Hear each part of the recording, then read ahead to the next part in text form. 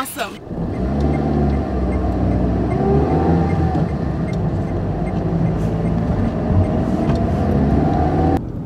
So I'm here today with Stephanie Kennedy, who is the owner of Panther Cheer. She has an amazing blog called Lazy Parenting with lots of parenting tips that you should definitely check out. And she used to be a teacher, so she knows a lot about coaching and about parenting. She's got 4 kids who are all really high-level athletes. So we are doing a little bit of a different thing today, and we're doing sports parents in cars drinking water. Stephanie, how come we're drinking, or smoothies. How come we're drinking water and smoothies and not coffee? Oh, because I decided to join a last 90 days challenge, which is doing a 5 to Thrive thing for the last 90 days so that you end the year with a bang, so that you're in January, you're not just starting from the bottom, but you're already starting from like floor 21 instead of starting from floor 0 in January. So that's kind of the idea. You can see what an inspiration this woman is. She's got me drinking water instead of coffee.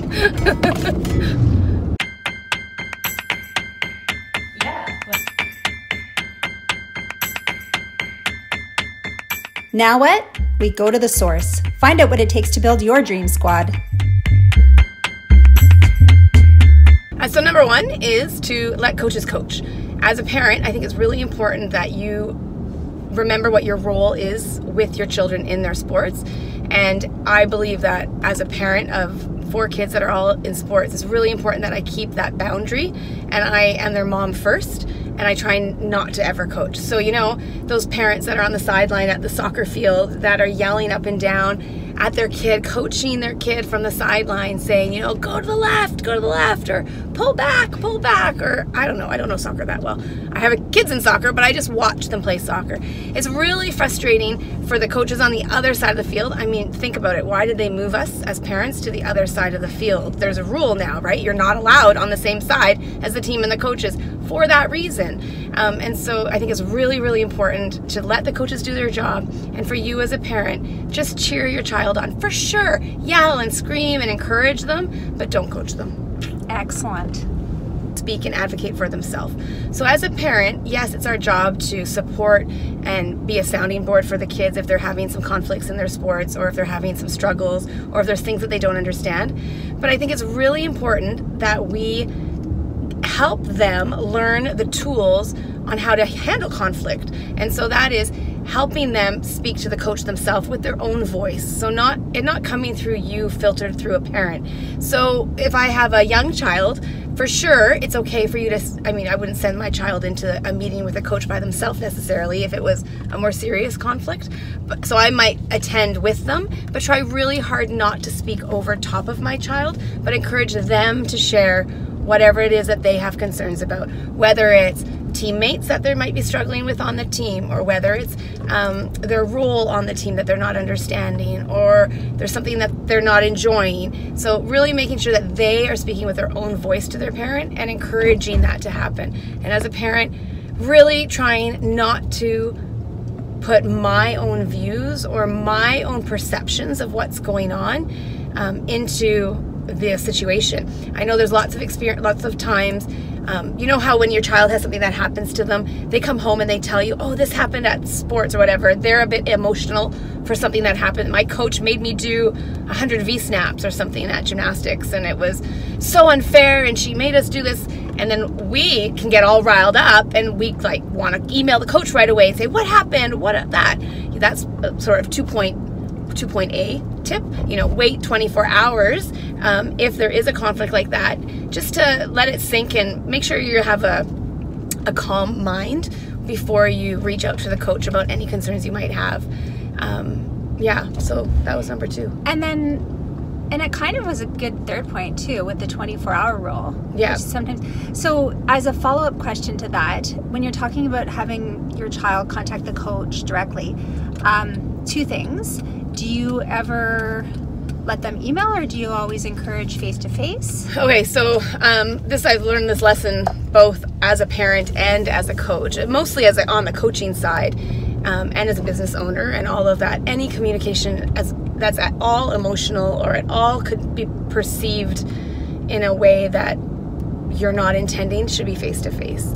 And so phone calls are the second best, but email really is not the way to at all share 100% a problem, because it's just, we all know that. We get a text message that's really, you know, I'm going to say innocuous. Is that the word? Yeah. Like, really has nothing to it, and then we read it and we have our own thing going on that day, and we read it with a completely different perspective, totally not what it was intended. So that's a big one. So yes, thank you for that. In-person meetings, always In-person meetings. And then, and along with that, it's important that you give the coach a heads up though about it. So don't catch them, like, don't run up to them at the end of a practice and unleash something on them, or in the middle of a practice, or, you know, it's really important that you respect what's going on the field, or their time as well. Most of these coaches are volunteer coaches in the community sports, and you need to make sure that they have the ability to sit down and focus on you and have an engaging conversation with you where they can be thoughtful and really reflective. You might want to give them a heads up in an email if you're asking for a meeting. Say, listen, Susie had some concerns about practice last week. I just wanted to find time to sit down with you and chat about them. And then as a coach, I know that there's something, and I can think a little bit ahead of time to make sure that I give the parent what they're looking for. And as a parent, I think that's just respect. Like, we have to teach our kids' coaches respectfully at all times. As I said, most of them are volunteers. And even if they're not volunteers, it's not like they're, you know, highly paid. We don't pay our coaches, you know, in any sport really, for youth sports, a tremendous amount of money. And so they're all trying to do a good job. They're all really doing it because they love the sport, they love kids, so we need to be respectful. Okay, number 3.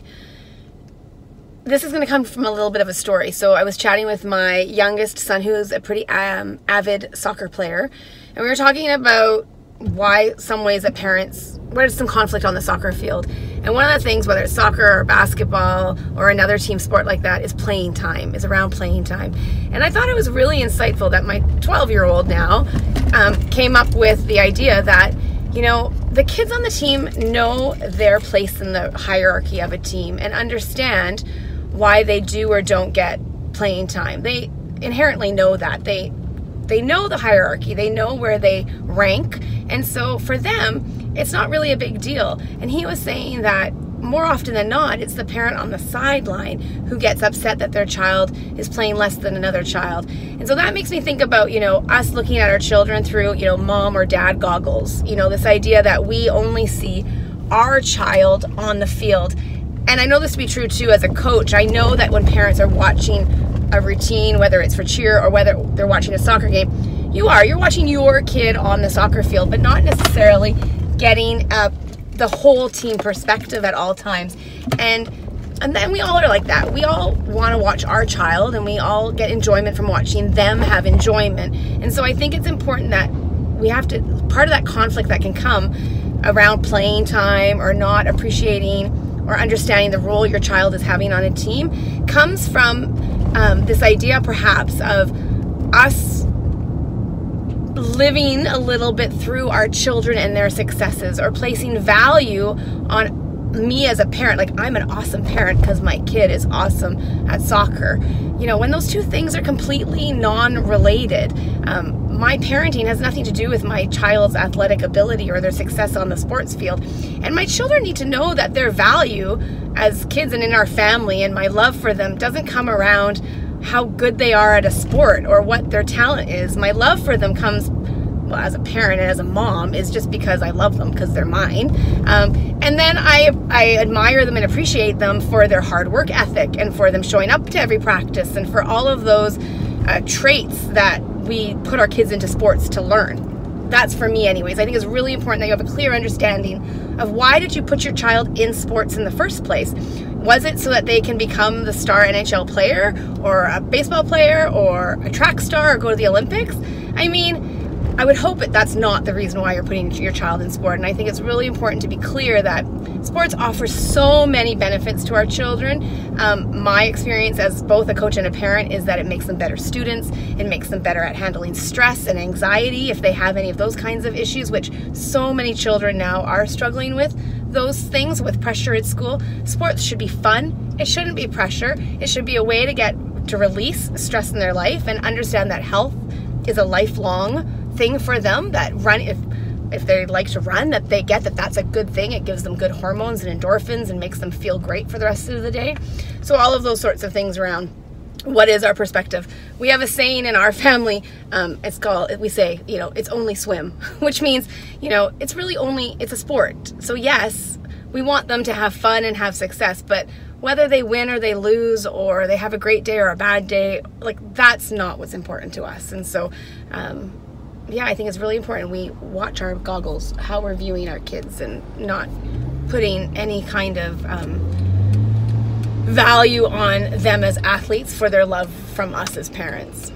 I kind of went off on a tangent there. You did, but it was a good tangent. Thank you for the tangent. And I just think my takeaway from that tangent as a sports parent is that I really need to check myself. Like, if I am getting anxious about things that are happening in my daughter's games or in their pursuit of the sports that they're doing, I need to really think about, well, why does that upset me? Why am I getting emotional about that? And I think that as parents, it's always good to have some self-reflection, because, man, it's hard to know what you're doing. And I would say always, one of the things I've worked on, again, my kids have been in sports for quite a long time now. My oldest is 17, almost 17. And so I think one of the big pieces there is not to be the first to speak, or not to be the first to give judgment on what happened with a game or with something, but to always first say, hey, how'd that go? Like, did you have fun? Like, that should be the first thing, not to jump in with, oh my God, I can't believe those refs sucked today, or they were so unfair, that wasn't fair that you guys lost. I mean, those are not the messages we should be sending to kids. They're the result of sports or things are not based on external factors, and we need to not focus on that. I think it's really important that we focus on the parts of them. Did they work hard? How did it feel? And then get them to give you a judgment first. I mean, I had the same thing with in school. This is a kind of a tangent, but when a child gets a math test back and let's say they got a 78% on their math test, rather than me immediately putting a judgment on that grade, because I don't know how that test was it hard or easy for them? Were they prepared or not prepared? But rather kind of ask them, so how do you feel about that? Like, are you happy with that first? And then allow them to take some ownership of what is happening on the field, what's happening in school, that type of thing. Does that make sense? A lot of sense. Good. Okay, so number 4 is an important one, I think. And I think it's one of the reasons why in our family, we've actually had really little conflict with any of the sports organizations that we've been a part of. And I was reflecting on this as I was preparing for this interview. And I think it comes from, number 1, is that we purposely choose sports organizations and sports that have the same philosophy around sports that both myself and my husband have for our children. And to some degree kind of know that the families that are involved in those sports have very similar parenting styles or parenting philosophies around their kids.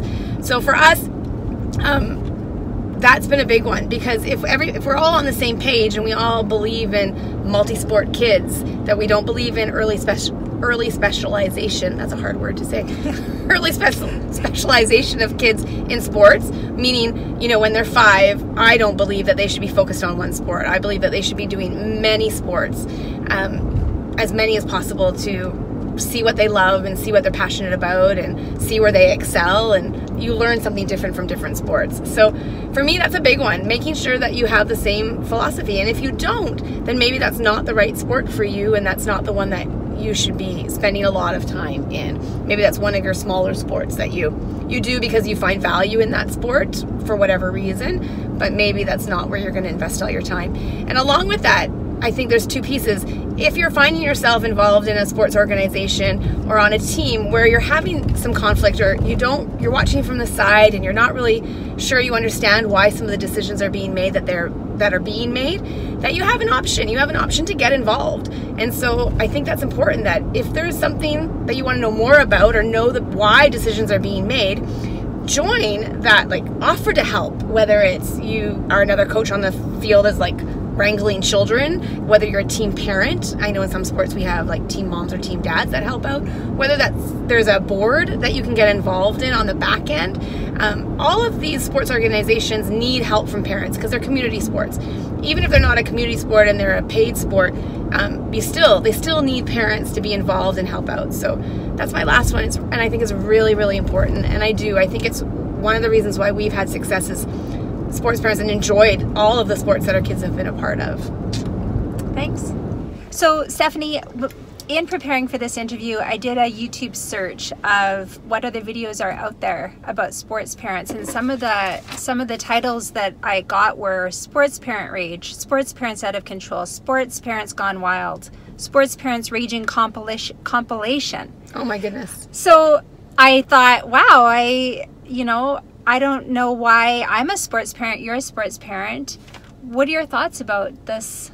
Yeah, I think there is, for sure, in every sports organization, there are those, but I'm going to say a handful of parents that maybe don't have the things that we've talked about today, like don't have perspective about, it is just soccer or it is just basketball. Like they don't have that perspective, or they are living through their child vicariously, trying to get some validation as a parent. So there are always going to be in any sport a handful of parents like that, but that's a handful out of a large group of people. And I think that it's important to remember that there are in every organization super awesome, amazing, supportive, level-headed parents that are there for all the right reasons and are there for the value that they know their kids are going to get from being involved in that sport. And it's important that if you're new to a sport, that you find those people, like find your tribe, because that squeaky wheel, I'm going to call it that toxic parent maybe, that's there. It's really important that we as parents don't get wrapped up into that. And that's a life skill as well. We know that negativity breeds negativity in our life, and in those friendships that we have, that you have that friend that's always complaining about something, you end up getting caught up in that conversation with them as well, and it just brings everybody down. So instead, being really intentional about when you join a sport, finding those people that also are in line with what you believe and how you see that sport, and really trying to rise up with those people, and rather than going into the toxic sort of parent, because there's a lot of great parents in sports. Otherwise these community sports wouldn't be thriving. They just don't get the news channel YouTube videos. You don't post a video of a parent clapping and cheering on really nicely their child on the sideline. You get the video of the parent going crazy and nuts, going viral on YouTube, right? Maybe we need to do a video of great sports parents. Yeah, it's not going to go viral though. Well, hopefully this one will go viral. Well, yeah, this one will. Okay, here's my what's your favorite round, Stephanie. What is your favorite book, podcast, or YouTube channel? I'm going to go out there on a limb here, and I'm going to talk about my favorite podcast. It was actually the first one that I ever started listening to, and it's a weird one. It's called Reply All. So I've learned a lot. It's awesome. I recommend you go and listen to it. I will. Yeah. Thanks for the reco. Yeah. What is your favorite sport? This is a tougher one. I'm going to say to watch my kids play. My favorite sport probably is right now basketball. I enjoy watching each of them play basketball. I was going to ask who's your favorite kid, but I thought that'd be awkward. They each think they are my favorite. I work really hard at making sure that they each think they're my favorite. So what's your favorite sandwich? I don't really eat sandwiches, but I'm going to go with this spring break we were in Mexico, and there was a panini, make your own panini sandwich. They were pretty good. What did you put in it? Just vegetables. Yum. Yum. And what's your favorite time of day? My favorite time of day, because I've been a mom for the last 17 years with probably little children most of the time, is probably around 1 o'clock in the afternoon, because if you're a mom, you know this, it's usually nap time. For me and the child, both. So I'm going to say 1 p.m. Awesome. Well, thank you for taking the time during nap time, because we met today at 1, oddly. That's why it's my favorite time of day. Because we got to drive around together. Yeah. Thanks, Stephanie. Thanks, Nadia.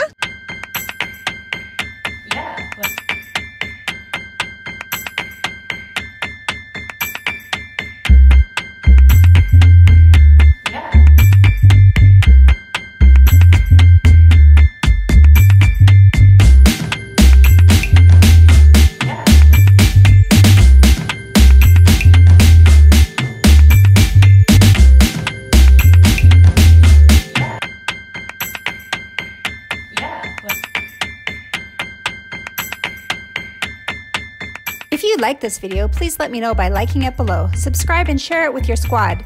Don't forget to comment below with interview requests and topic suggestions.